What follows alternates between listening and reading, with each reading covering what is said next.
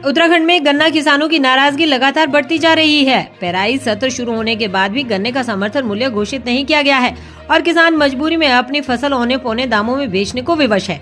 उधर पड़ोसी राज्य उत्तर प्रदेश सरकार ने गन्ने का दाम 30 रुपए बढ़ाकर 400 रुपए प्रति क्विंटल कर दिया है, जिससे यूपी के किसानों को राहत मिली है। इसी वजह से उत्तराखंड के किसान भी जल्द समर्थित मूल्य बढ़ाए जाने की उम्मीद लगाए बैठे हैं। किसानों का कहना है कि तुलाई के बाद मिलने वाली पर्चियों में गन्ने का भाव अंकित नहीं किया जा रहा, जिससे पारदर्शिता पर सवाल उठ रहे हैं। किसान साफ कह रहे हैं कि अगर इसी तरह अनदेखी जारी रही तो वे जल्द ही आंदोलन का रास्ता अपनाएंगे। इसी मुद्दे पर राजनीति भी तेज हो गई है। कांग्रेस विधायक वीरेंद्र जाति ने सरकार पर सीधा हमला बोलते हुए कहा कि महंगाई के इस दौर में किसानों की अनदेखी हो रही है। समर्थन मूल्य पेराई से पहले ही घोषित होना चाहिए था, लेकिन सरकार गंभीर नहीं है। वहीं लक्सर के बसपा विधायक मोहम्मद शहजाद ने भी मुख्यमंत्री को पत्र लिखकर गन्ने का भाव बढ़ाने की मांग की थी। विधायक शहजाद ने भी गन्ने के समर्थन मूल्य की घोषणा न किए जाने को लेकर कहा कि मुख्यमंत्री को गन्ने का समर्थन मूल्य घोषित करने को लेकर पत्र लिखा था। पत्र के बाद गन्ने के दाम बढ़ाने का वादा भी किया गया था, लेकिन सरकार वादा खिलाफी कर रही है। इधर गन्ना राज्य मंत्री श्यामवीर सैनी का कहना है कि किसानों को निराश नहीं किया जाएगा। उन्होंने भरोसा दिया कि उत्तराखंड के गन्ना किसानों को यूपी से अधिक दाम मिलने की पूरी उम्मीद है। सरकार पूरी तरह प्रतिबद्ध है।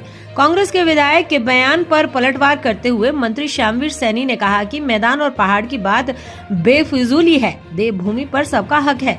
अब किसानों की निगाहें सिर्फ एक घोषणा पर टिकी है, कब मिलेगा समर्थन मूल्य। इसी फैसले से तय होगा कि गन्ना किसानों की महीनों की मेहनत आखिर कब रंग लाएगी।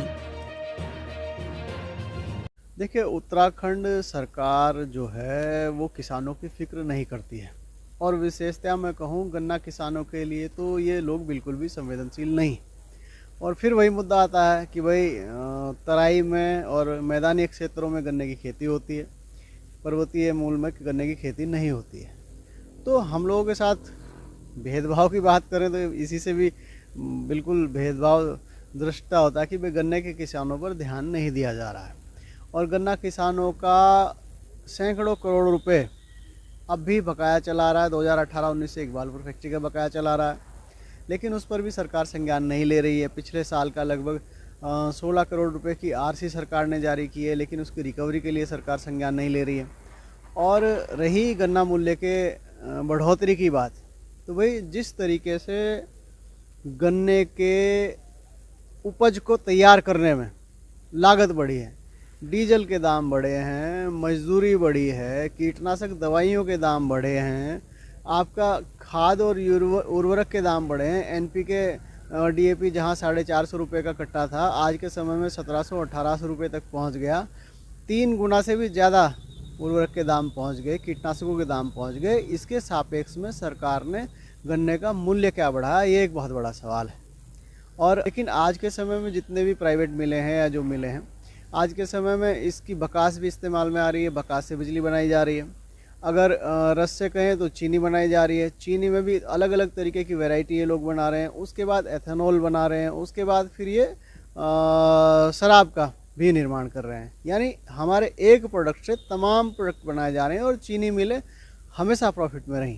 भाई जितनी भी वो प्रॉफिट में है, हम लोग तो कह रहे हैं जितने हमारे दाम बढ़े हैं, जितने हमारे कीटनाशकों और महंगाई मतलब इसको उपजाने में जितनी महंगाई बढ़ी है, उसके सापेक्ष में हमारे गन्ने का मूल्य वास्तविकता में तो यह है कि कम से कम 600 रुपये प्रति क्विंटल होना चाहिए। गन्ने के लिए मैं माननीय मुख्यमंत्री और मंत्री को चिट्ठी लिखी थी और मेरे साथ सदन में भी वादा किया था कि हम पहली मीटिंग जैसे सदन के बाद कैबिनेट होकर हम उसमें घोषित करेंगे, लेकिन वो नहीं कर पाए हैं। तो ये हमारा दुर्भाग्य है कि जो लोग जिन्हें पता नहीं है कि गन्ना क्या है, गन्ने की समस्या क्या है, वो लोग सरकार में हैं। भाई जो यहाँ राज्य मंत्री हैं श्यामवीर जी, और बहुत बड़े बड़े नेता हैं, अजय वर्मा जी हैं लक्सर में, और भी बीजेपी के लोग हैं, उन्हें इस पर मुखर होना चाहिए। हम तो मुखर है ही है, हम तो बात कर ही रहे हैं गन्ने की। और देखो सदन में नियमों से सदन चलती है।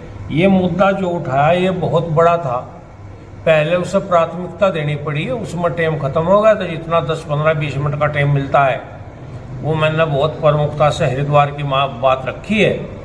वो आगे मौका मिलेगा। मैं पहले भी गन्ने की भी रखी है, ऐसा नहीं कि मैं गन्ने की कभी नहीं रख पाया। मैं खुद किसान हूँ और गन्ना किसान हूँ, मिल में गन्ना जाता है उत्तम में।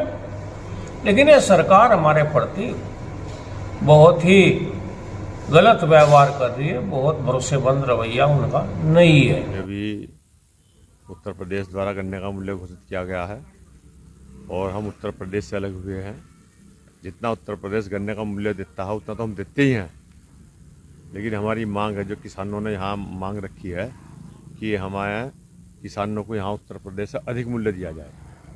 तो इसी बात पर जो चर्चा वार्ता हुई है और हमारी बात हुई है अधिकारियों से, मुख्यमंत्री से हमने समय भी ले रखा है किसान प्रतिनिधियों के साथ में कि उत्तराखंड के किसानों की आय बढ़ाने के लिए देवभूमि है यहाँ पर और सरकार किसानों के प्रति बहुत ही चिंतित है। हम चाह रहे हैं कि हमारा मूल्य जो है उत्तर प्रदेश से कुछ बढ़ा कर दिया जाए और इसी वजह से उस पर कैबिनेट जैसी चर्चा करेगी। और मैं समझता हूँ कि पहले भी उत्तराखंड ने पूरे देश में गन्ने का मूल्य सबसे ज़्यादा दिया है और मैं समझता हूँ अब कभी जो है हमारे मुख्यमंत्री जी माननीय धामी जी और हमारे कृषि मंत्री, हमारे गन्ना मंत्री, तीनों के संज्ञान में डाल दिया। मैं समझता हूँ हम शीघ्र ही भुगतान हो जाएगा और मिल हमारी चलेगी, कोई दिक्कत नहीं है। जो कुछ पैसा रुपया हुआ होगा वो भी जल्दी मिलेगा, इस सब बात हो रही है और प्रयास ये होगा कि उत्तर प्रदेश से ज़्यादा भुगतान दिया जाए।